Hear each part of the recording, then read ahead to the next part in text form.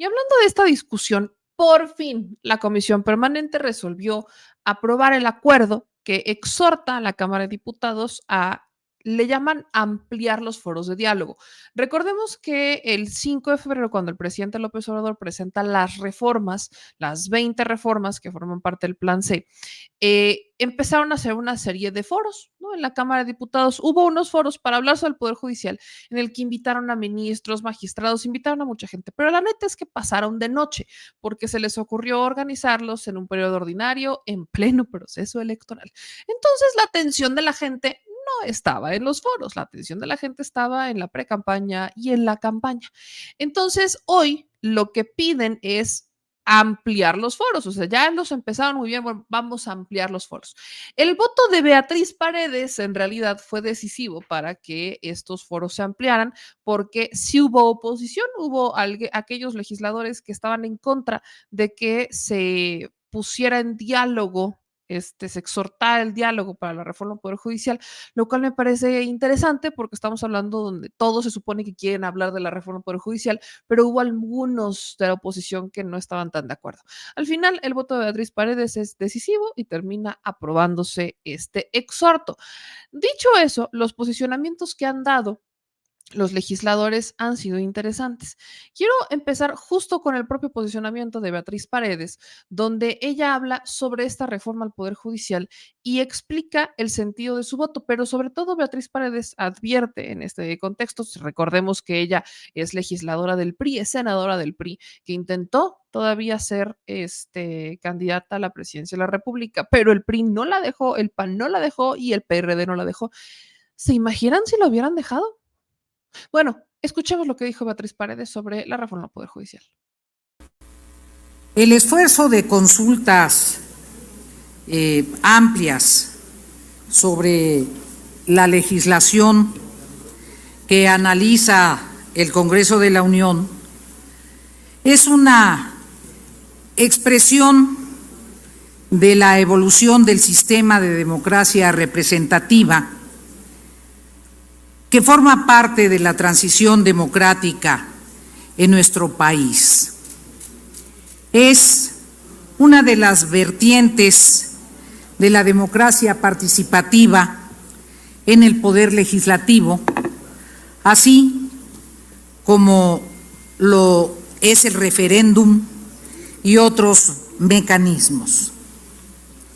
Para que esta expresión tenga credibilidad y sea consistente con la evolución democrática del sistema de la democracia representativa en el ámbito parlamentario, es fundamental que el ejercicio de participación trascienda el mero alegato, la consulta, la exposición de posiciones y se enriquezcan las iniciativas con aquellas propuestas, aquellos argumentos que puedan perfeccionar las iniciativas. Por eso me parece pertinente, además de que votaremos a favor del dictamen que se nos consulta, que haya posteriormente un análisis de cómo consolidar estos mecanismos y que se revise en la legislación interna de nuestro Parlamento si se establece que sean vinculatorios los resultados de las consultas, si se establece que después de las consultas las comisiones encargadas de llevarlas a cabo presenten las conclusiones de las mismas y generen una serie de recomendaciones a las comisiones ordinarias dictaminadoras para que sean vinculatorias las recomendaciones que hayan alcanzado consensos. Ahora que estamos tocando uno de los pilares del Estado Nacional, el Poder Judicial. En primer lugar, su independencia.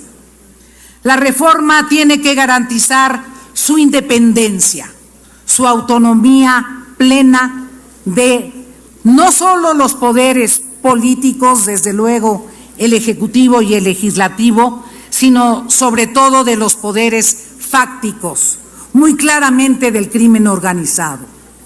En segundo lugar, su neutralidad con el soporte del conocimiento jurídico, su profesionalismo, su eficacia, y eso supone la agilidad en el tratamiento de los asuntos y desde luego el respeto a las condiciones laborales de quienes han hecho posible el funcionamiento de ese poder.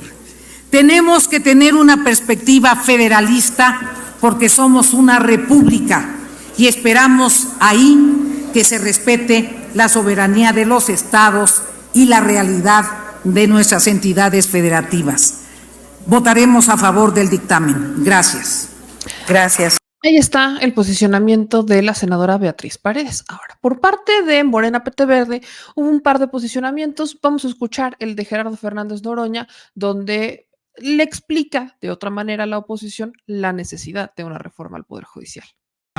Mi intervención. Muchas gracias, senador presidente. Lo que se va a hacer no es una reforma al Poder Judicial, es una revolución. No hay ni un solo país del mundo que tenga un sistema como el que estamos planteando. En febrero se presentó la reforma y la oposición se burló, la verdad sea dicha. Pero no va a pasar. Estamos en moratoria constitucional. El Poder Judicial, que tuvo en sus manos la posibilidad de reformarse a sí mismo, dijo, no van a tener nunca 2/3, somos el poder sobre los poderes de la República, pasamos por encima del Ejecutivo, pasamos por encima del Legislativo, pasamos por encima del pueblo y así seguirá siendo. Tomaron decisiones políticas disfrazadas de decisiones jurídicas. Y se dijo en la pasada sesión que queríamos venganza de ninguna manera, queremos justicia y que nos dejen de robar. Lo que aquí no se dice, cuando se dice que se va a votar a favor Pueblo de México, lo que aquí no se dice, y está dicho entre líneas, es no decidan que el pueblo elija a jueces, magistrados y ministros de la Corte. Porque el pueblo no está preparado, así decían de las mujeres antes de 1953. Les negaban el voto porque no estaban preparadas, decían. Y hoy por primera vez en 200 años una mujer va a ser presidente de la República, la compañera presidente Claudia Sheinbaum Pardo. Nos tardamos mucho por estos prejuicios, por estas descalificaciones. El que puede lo más, puede lo menos. El pueblo va a elegir en el primer trimestre de 2025 a ministros, jueces y magistrados. Sí va a ser así. No apresuren la reforma. No ejerzan su mayoría calificada. Nos pueden pedir la oposición lo que quieran, pero nosotros no vamos a conceder traicionar al pueblo de México. Nosotros no vamos a conceder incumplir el mandato de las urnas. Dicen que quieren una consulta, se hizo el 2 de junio y fue abrumadora la decisión del pueblo. Confirmado en las encuestas, nos decía nuestra virtual compañera presidente Claudia Sheinbaum Pardo, yo en una pregunta de la prensa dije, pues que se haga una encuesta, dije mínimo va a ser el 60% los que nos apoyaron, 75% está de acuerdo en la elección directa de jueces, magistrados y ministros, casi 90% está de acuerdo en la reforma, 80% votaría a favor de la reforma. O sea, ¿qué encuesta, qué consulta quieren? Lo que aquí se plantea, miren, el día de hoy, el gobernador de Guanajuato nombra a Elvia Oralia del Pilar Durán Isaías, magistrada del Tribunal de Justicia Administrativo. Elvia Oralia es esposa del fiscal Samarripa de Guanajuato. Esto es lo que no queremos más. Esto es lo que dicen que queremos, el control de la Corte. Pues sí, la virtual compañera presidente Claudia Sheinbaum Pardo tiene 2/3 del Senado y podría decidir los ministros de la Corte que vienen. Y podríamos presionar para que los más corruptos ministros de la Corte, a ver quién cierra la puerta, salieran. Y podríamos tener el control de la Corte. No queremos el control de la Corte, queremos justicia.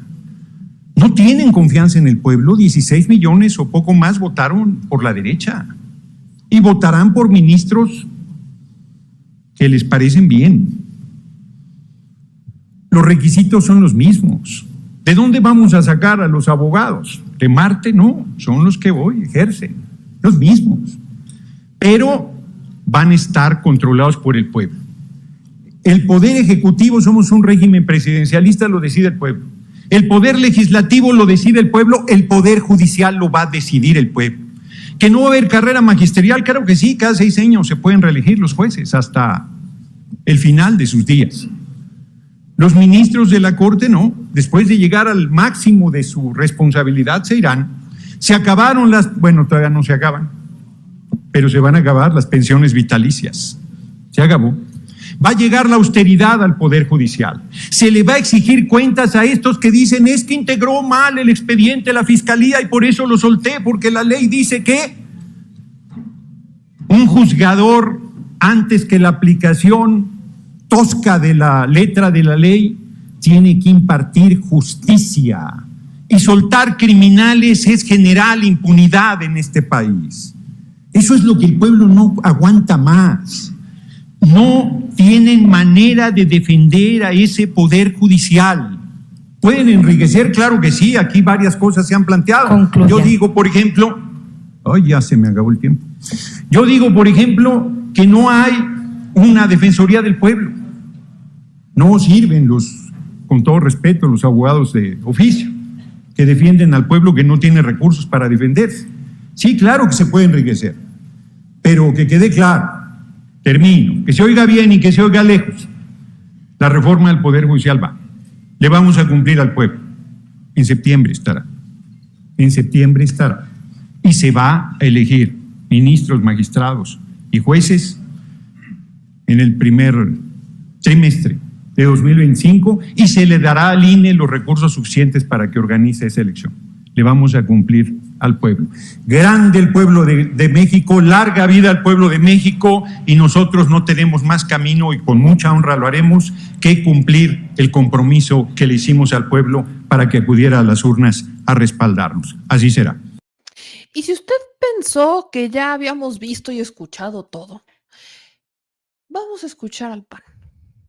A Ignacio Loyola Vera, exgobernador de Querétaro, que actualmente es legislador del Partido de Acción Nacional, cuestionar la reforma, pero espérense, porque él dice que cuando la gente, o sea, que la gente sí quiere la reforma del Poder Judicial, pero que cuando la gente la escucha, piensan que teniendo una reforma del Poder Judicial, entonces ya van a tener mejor justicia, y que eso no es cierto, porque lo que hace falta es procuración de justicia. ¿Y a quién creen que le aventó toda la bolita?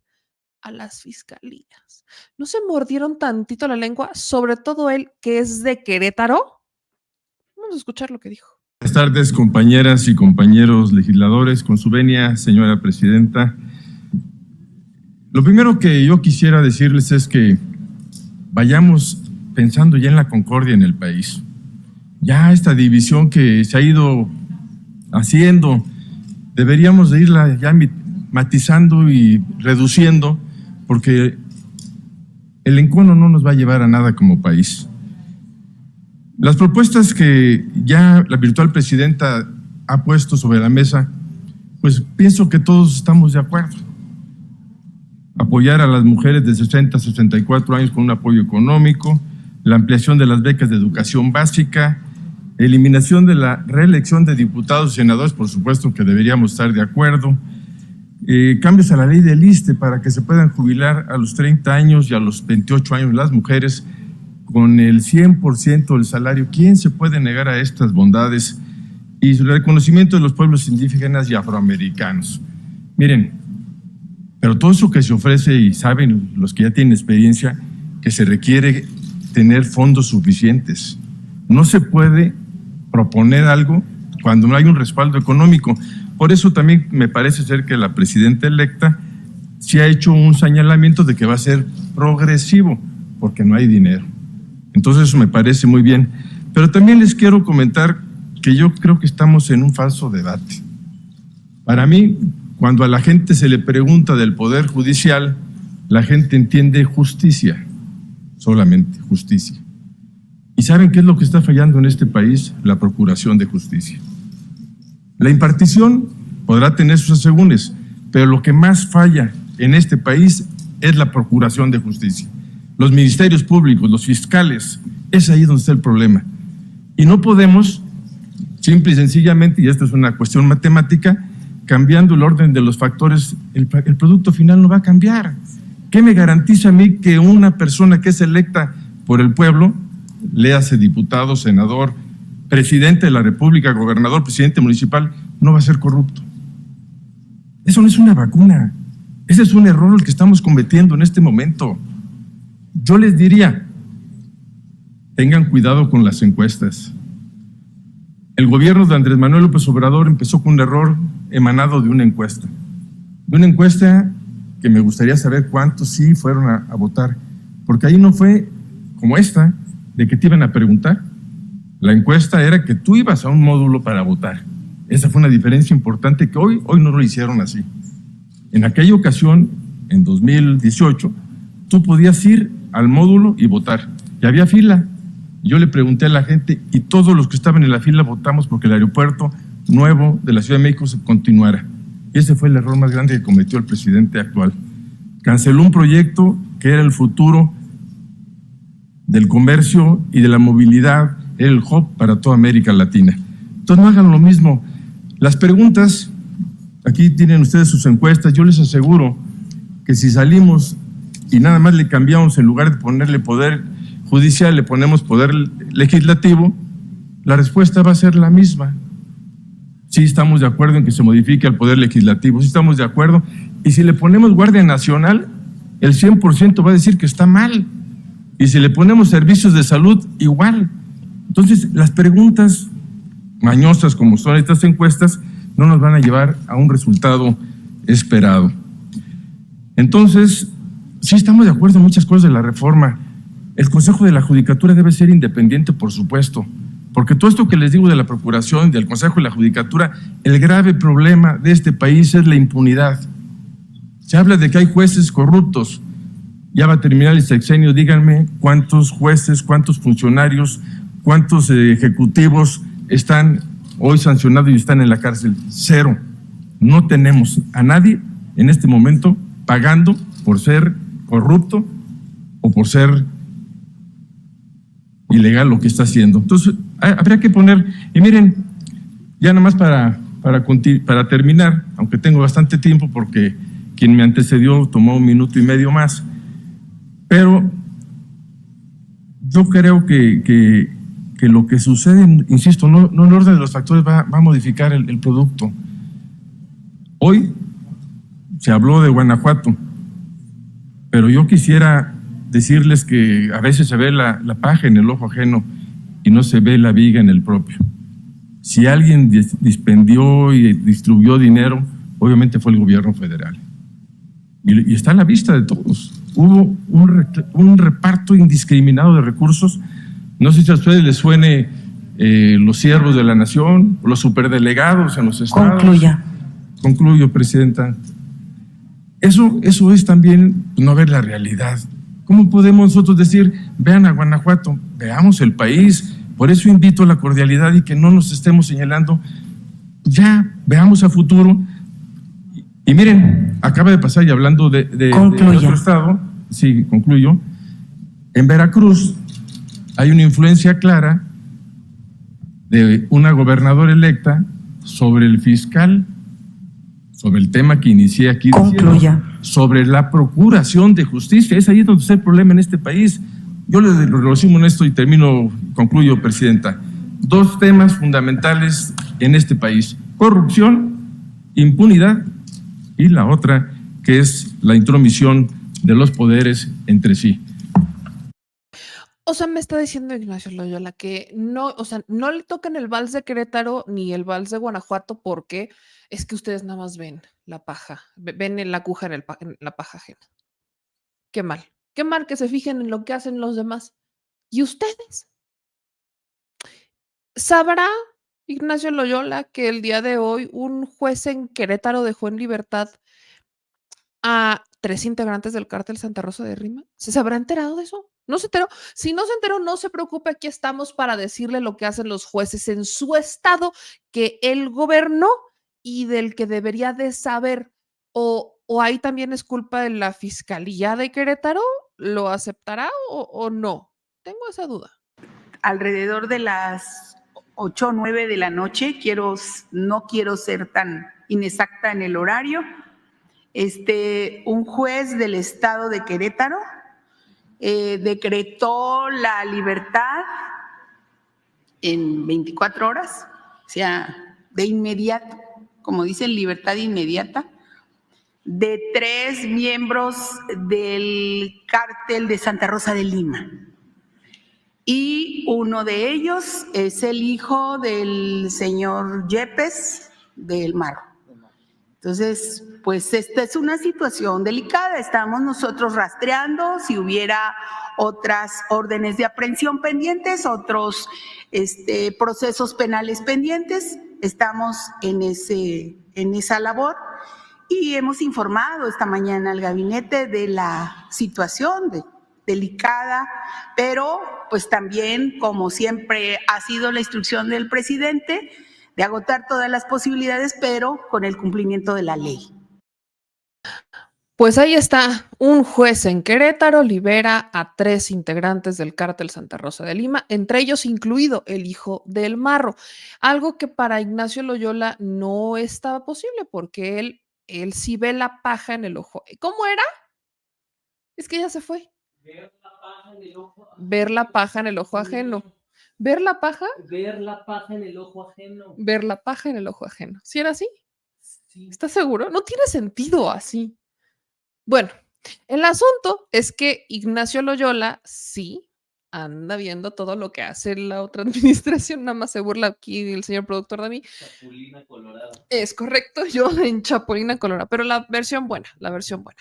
Aquí el único tema con los panistas, sobre todo si se dan cuenta, son los panistas los que no están a favor de la reforma del Poder Judicial, porque además también es un sistema de cuotas. O sea, el que Samarripa, bueno, el que el gobernador de Guanajuato pusiera a la esposa del fiscal Samarripa como magistrada en el estado de Guanajuato, perdón, pero en cabeza de quién cabe. Y en el caso de Querétaro, y solamente por mencionar el caso que este día se exhibió en la mañanera de la liberación de 13 integrantes del cártel de Santa Rosa de Lima por un juez en Querétaro, algo que para Ignacio Loyola le pasó, pero de noche. Pero ¿qué hay del despojo de propiedades? Que ya hicimos una primera denuncia en este espacio, que fueron instrucciones de Fox, de Diego Fernández Ceballos en su momento, y de los gobernadores que le han seguido para quitarles a los ejidatarios propiedades que les corresponden, pero para hacer lugares residenciales o para el beneficio propio. O sea, ¿qué hay de eso? Eso también lo debería de revisar la fiscalía y debería de llegar hasta las últimas consecuencias, pero al final el Poder Judicial y la no impartición de justicia terminan estando del lado de los criminales, del lado de los que más dinero tienen y no del lado de la gente. Hay muchas cosas y yo insisto con esto, creo que estamos en un gran momento para incluirle, sumarle más cosas a la reforma al Poder Judicial. Creo que esa es la necesidad. Es una reforma que sabemos que se va a aprobar, para eso se votó, pero que puede ser todavía mejor. Es el propósito de los foros, pero no quiere decir que se le vayan a quitar cosas, sino que se le pueden sumar y hacerlas aún mejores. Creo que ese es el sentido hacia el que estamos yendo todas y todos, y viva la discusión, pero que no se me hagan ciegos. Ahí nada más les encargo.